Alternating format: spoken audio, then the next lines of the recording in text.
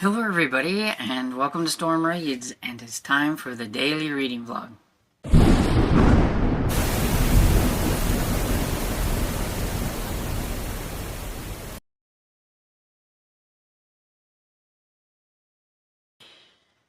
So good morning, it's 9:27, and I thought I would get on here and just give a little intro update.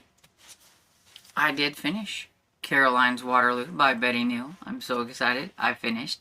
I really like this. It's very entertaining. It's not going to be everybody's cup of tea, but I think if you like Betty Neal's and you like these older Harlequins like this, then you will really, really enjoy this one. Try to keep it where it's not glary. But yeah, it was a lot of fun. I really liked how it ended and everything. And I will talk a little bit more about it later in the reading vlog. That way, if people want to not hear how it ends, then they don't have to listen to that part. And then I will give you a little bit more of an update on the ending and everything. But yeah, I'm finding that in the last couple of years, the more I read, the more I prefer the older books to the newer books. And I think it's just how my reading taste has changed. I just don't like a lot of things in the newer books, and I prefer some of these older ones. And I do still read newer ones, but there's something about these old ones that they're just pure entertainment, and I don't have to worry about a whole lot of stuff that I don't want to read in them. And so, yeah. I read a little bit of Touch Not the Cat by Mary Stewart last night, but I still haven't gotten very far. I am on chapter 5, which is page 58. So yeah, I haven't gotten very far, but I need to pick up the pace. This one is a little thicker than the other ones. So this one is like 302 pages, I believe. Still not a lot has really happened or anything like that. And I probably won't talk about this one as much because Mary Stewart is still a very popular author for a lot of people to read that like Gothic and things like that. So she's still readily available and everything. And if I get to a point and everybody wants an actual review of this book, I could always do like just a single review on it and everything like that. But like I do know that there are some people that have this on their TBRs and are wanting to read it, so I don't want to give spoilers or anything like that. But yeah, I mean, basically it's just the lady Byrony is just still kind of figuring her way around everything with the death of her father. And she was at the vicarage and she thought she saw somebody in there that was running away from her and like turned the lights off. And she doesn't know why. And then the vicar wanted to know, like why the lights were off or whatever.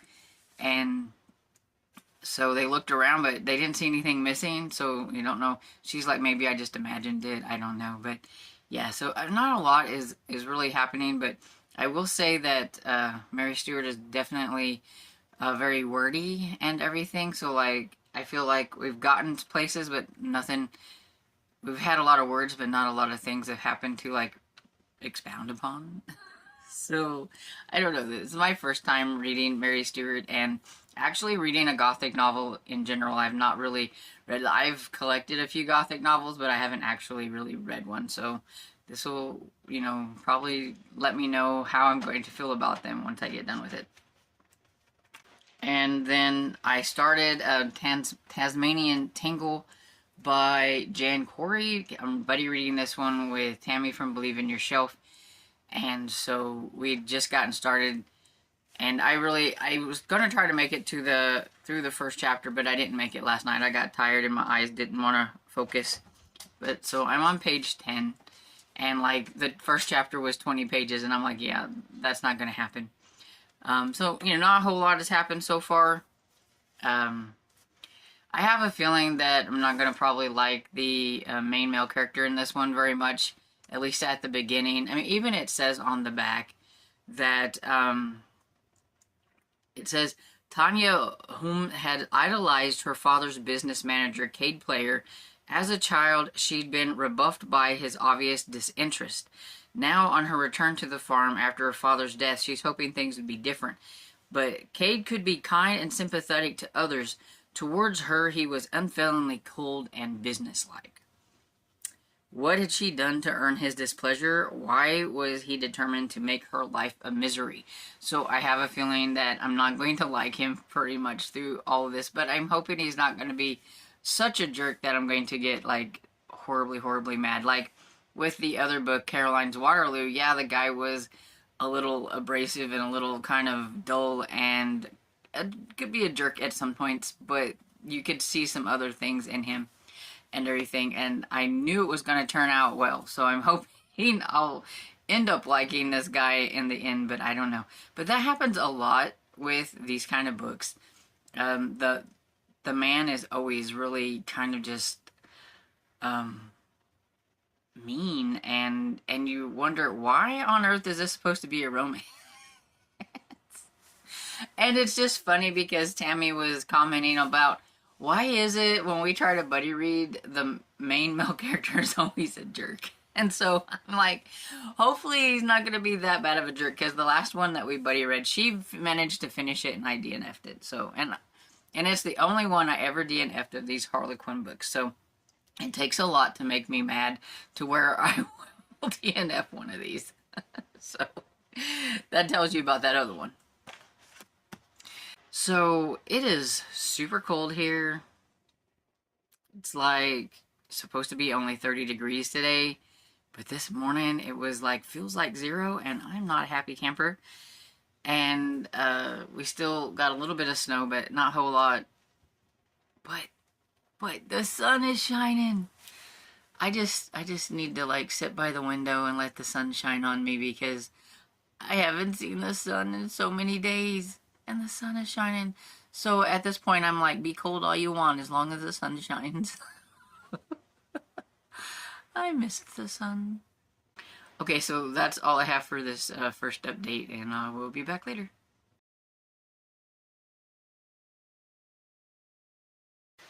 Good afternoon. It's, I don't know, around 3:30, I think. And I think I must have been really tired, because I ended up taking a little bit of a nap, and now I can't get functioning again. I don't like taking naps because they make me feel even groggier than whenever I was tired, and so it's harder to function. I don't know if anybody else feels like that when they take a nap, but I don't like taking them, but I guess my body said I needed to take a nap. Anyway, but I did listen to a little bit more of Farmer Boy. I'm just not really into that book. I don't know. It's just day-to-day stuff about, like, what Almanzo's doing and things, and it's just not my kind of book. I like the first book in the Little House series, but I think it was shorter, and I don't know, it was just more interesting than this one. I don't know how the other Little House books are, but I'm not really caring for this one, but I'm about 45% into it. And I'll probably continue to read it just so that the next time, whenever I participate in the Laura Ingalls Wilder, like, thing, I can get to the next book and see if it's any better. And then I'll judge it. If I don't like the third one, then it's probably not going to be a series for me. But I don't know if it's just because this one's about Almanzo and, like, what he does on the farm and everything, compared to, like, the Ingalls family or whatever. So I don't know. We'll see. The Little House readathon may not be for me if I don't get into the books a little bit more than what I am. But that's okay. And then I also listened to a little bit of It's in His Kiss by Julia Quinn, which is the 7th Bridgerton book.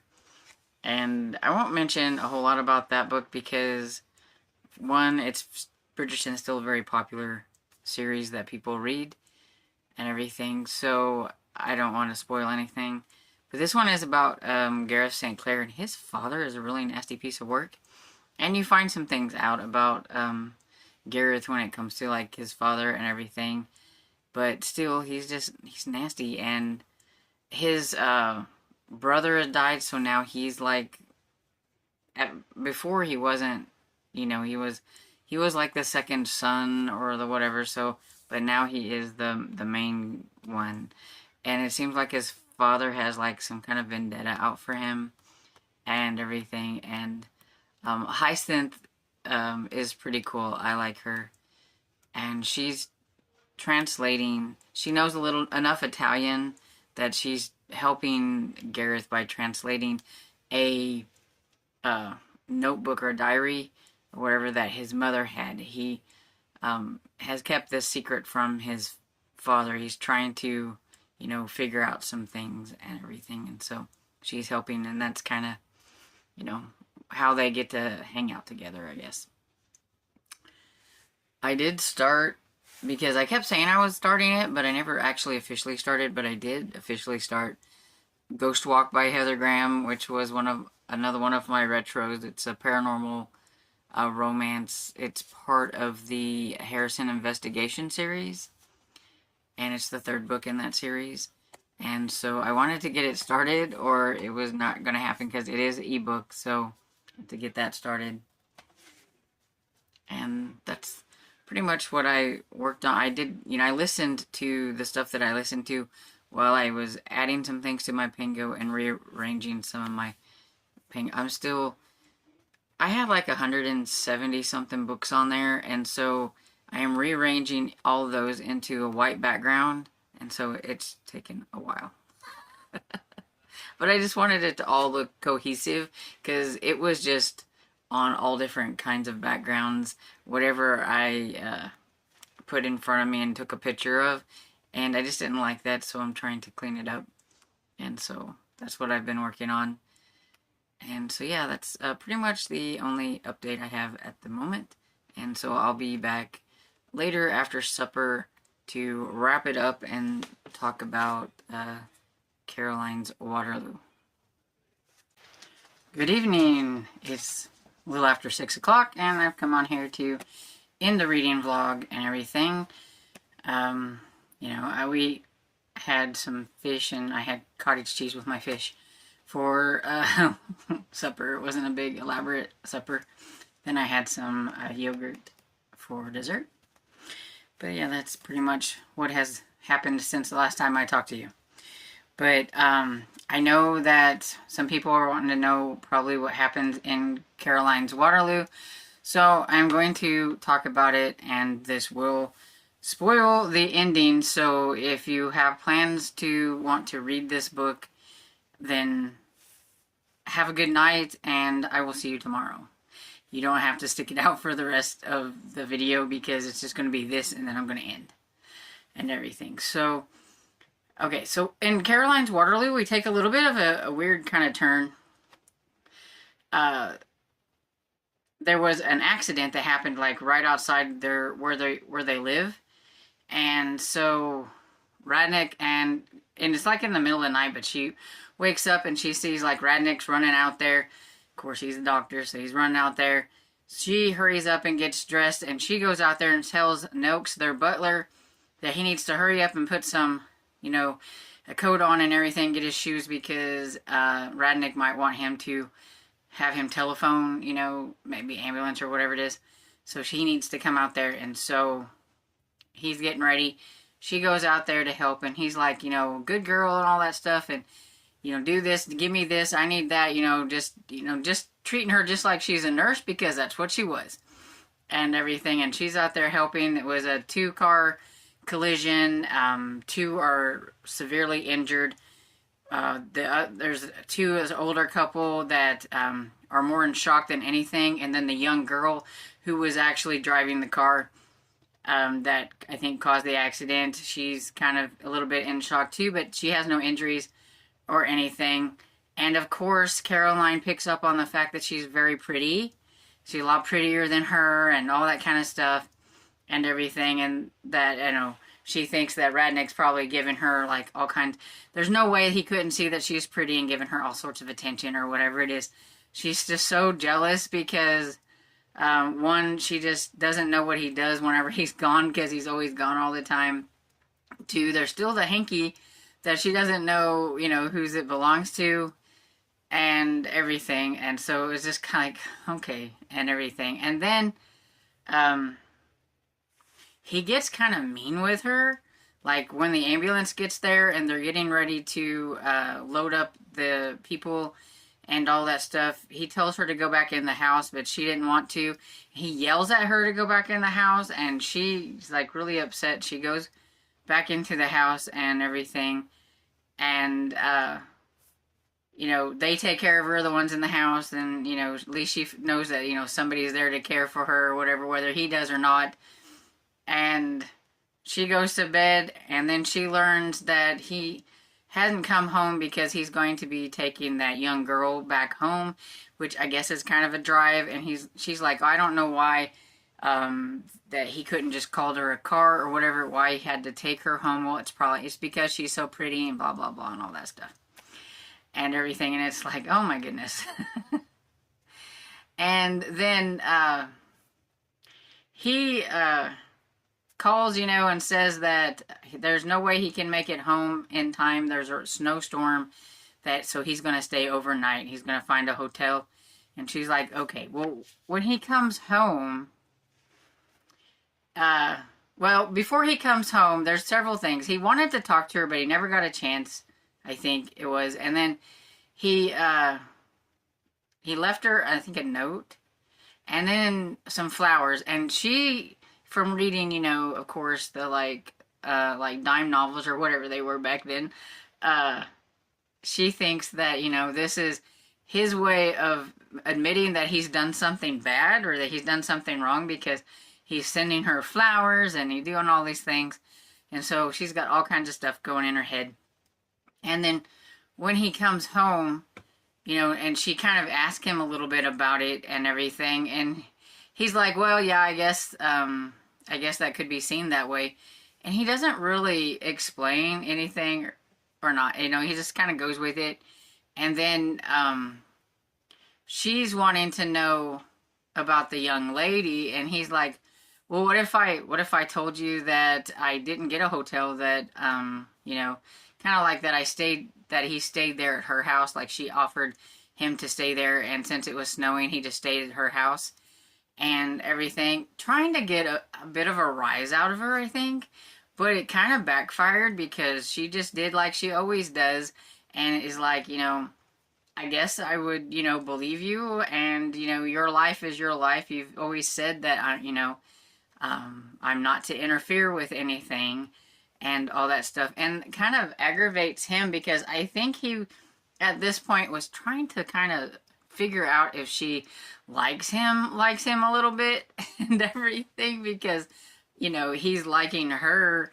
And one of his problems, and I think why he gets a little cranky, is because since he's 40 and he's had this failed marriage and everything, that he just doesn't really think that he could fall in love again. Like, he's too old to fall in love again and everything. But a little bit at a time, she kind of got into his heart a little bit, but she keeps throwing back his words into his face all the time, and so I think that aggravates him a bit and everything. That's why I was like, if she wants to make progress with him, she needs to quit tossing his words back into his face every time he turns around. And so, eventually, though, he realizes that he messed up, because she's decided that she one last test, I think it was, and she's like gonna run away or whatever. But she writes him a note and sends it with William. He's at his work or whatever, and so William goes there and gives it to somebody that's working there. But it just so happens at that point in time he was busy, so he didn't get the note like right away. And then he's worried, because he's like, well, where did she go? He's called the house. Nobody knows where she is. Like, Noakes, go and look around for her and see if you can find her. Have everybody look. He went to some of their friends' house and some places he thought she might be. and he couldn't find her, and he's like really kind of upset and worried because he can't find her. And then he gets home, and when he gets home, she's like sitting in a room like with her like needlework or whatever it is, and he's like, what on earth, you know, because here he's been spending all this time looking for her and everything, and there she was. He goes, how did you get away from everybody? And she's like, well, I was hiding behind the door or whatever whenever they were looking and everything, and basically wanting to know like if he cared enough to, I guess, look for her and everything. And so, you know, that's when he's like, you know, I was so worried and all that stuff, and how he never thought he was, you know, he always thought he was too old to like fall, and he shouldn't have teased her with saying that he stayed at that lady's house, because he really didn't, and everything, and that he was kind of wanting to know if, you know, how she felt about him and things, and everything. And so you get the like nice little resolution, kisses and all that kind of good stuff, and everything, and there we go. And yep, she says she leaned up to kiss him because I'm happy and because I love you so much. The end and everything. But boy, tell you what, I wanted to slap both of these characters upside their head a couple of times. It was just like, oh my goodness. Smack, smack, smack. Here's what I'd like to... Why doesn't Harlequin do this anymore? See this? Free Harlequin treasures. These are leather-bound books. Is that not cool? I want some Harlequin leather-bound books. It's got like several stories, like the omnibus. 3 beautiful love stories in 1 elegant volume. And see, then you could send in the coupon and with the amount of money that you need to send, which each month I will receive a romance treasury volume at the low price of $5.97 plus 49 cents for postage and handling. A total of $6.46. Boy, has that come a long way. Now whenever you get things from Harlequin, it's like, I don't know, what, $20 or something for like however many books that you get. I don't know. I actually have no clue. I don't do the subscription. But, I mean, that's a pretty decent deal probably for back then for a leather-bound, like, looking... I mean, it's probably fake, but it looks really cool. I mean, you're paying $6 and something for one of those a month. I mean, that's kind of cool. I would have liked those. But, yeah, that's just a side note because I thought it was cool. So, anyway... I will probably be working on these 2 tonight, and that, or maybe read a little bit more on Ghost Walk. And that's how I'm going to spend my night. So I hope you've had a good day, and I hope you enjoyed this video, and if you did, please give it a thumbs up and subscribe, and I will see you all in the next video. Bye!